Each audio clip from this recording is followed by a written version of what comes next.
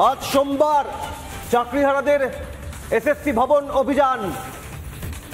তার আগে এসএসসি ভবন অভিযানের ডাক দেওয়া চাকরিহারা শিক্ষক সুমন বিশ্বাস তার হুগলির বাড়িতে পৌঁছে গেল সাত সকালে পুলিশ। ভোর রাতে পুলিশ পৌঁছে যায় তার খোঁজে। চাকরিহারা শিক্ষকদের এসএসসি ভবন অভিযানের ডাক। আজ এসএসসি ভবন অভিযানের ডাক দেন চাকরিহারা শিক্ষক সুমন বিশ্বাস।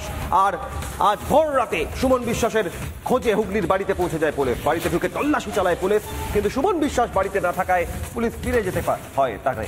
এবং এইখান থেকে প্রশ্ন উঠছে, চাকরিহারা শিক্ষকদের এসএসসি ভবন অভিযান, সেপ্টেম্বরের 9, 14 পরীক্ষা, সুপ্রিম কোর্টের নির্দেশে আবারও যোগ্যতা প্রমাণ দিতে হবে তাদের।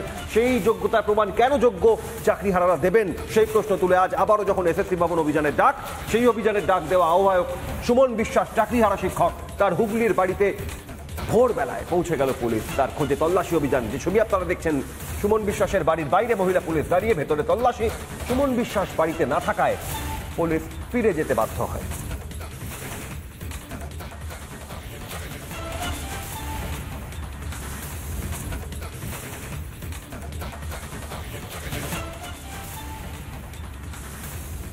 সুমন বিশ্বাসের খোঁজে হুগলির বাড়িতে পুলিশ যখন পৌঁছে, সেই ছবি আপনারা দেখছেন। সুমন বিশ্বাসের ভাই সঞ্জয় বিশ্বাস তিনি রয়েছেন বাড়িতে, কি বলছেন দেখুন। ঘুম দিয়ে উঠে কলিং বেলের আওয়াজ পাই, মনে হচ্ছে বাড়ি চোর ডাকাত থাকে। ঝপঝপ করে খুললাম, জিজ্ঞাসা করলো আপনার নাম, আমাকে জিজ্ঞাসা করলো। আমি বললাম সঞ্জয় বিশ্বাস। দরজা খুললাম, দৌড়ে উপরে চলে গেল, চোর ডাকাত ধরতে এসছে।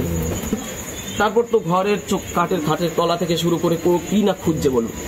আপনারা ফোন করতে পারতেন, তার ফোন নম্বর জানেন না এমন কেউ নেই, বা তাকে চিঠি পাঠাতে পারতেন, ডাকা করাতে পারতেন। চোর ডাকাতের মতো ধরতে আসাটা ঠিক হয়নি। তো বলছে আপনার কাছে আইন শিখবো। আমি বলছি স্যার আমার কাছে আইন শিখতে হবে না।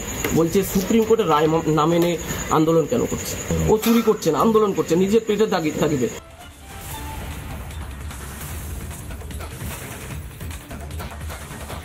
এসএসসি ভবন অভিযান, তার আগেই সুমন বিশ্বাস চাকরিহারা শিক্ষকের বাড়িতে গিয়ে খাটের তলায় এদিকে ওদিকে তল্লাশি তার খোঁজে। সুমন বিশ্বাসের স্ত্রী তিনি কি বলছেন এই ঘটনায় দেখুন।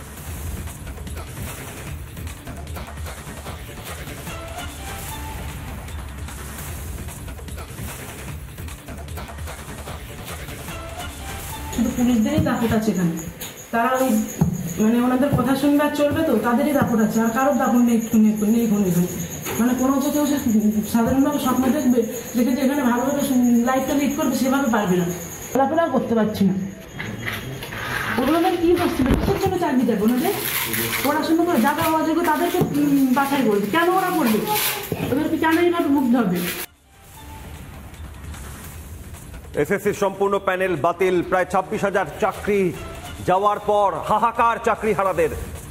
আর সুপ্রিম কোর্টের নির্দেশে আবার নতুন করে পরীক্ষা। সেই নিয়োগ পরীক্ষায় কেন যোগ্যরা আবার যোগ্যতার প্রমাণ দেবেন, এই অভিযোগকে সামনে রেখে অবস্থান আন্দোলনের পর আজ ফের এসএসসি ভবন অভিযান। এসএসসি ভবন অভিযানের আগেই একদিকে বিধাননগর পুলিশ কমিশনারেট বলছে যে আমাদের ওপর হামলা হতে পারে অভিযানের নামে, অন্যদিকে পুলিশ চাকরিহারা শিক্ষকদের বাড়িতে গিয়ে তল্লাশি চালাচ্ছে। হুগলির বাড়িতে ভোরবেলা আজ পৌঁছে যায় পুলিশ চাকরিহারা শিক্ষক সুমন বিশ্বাসের খোঁজে।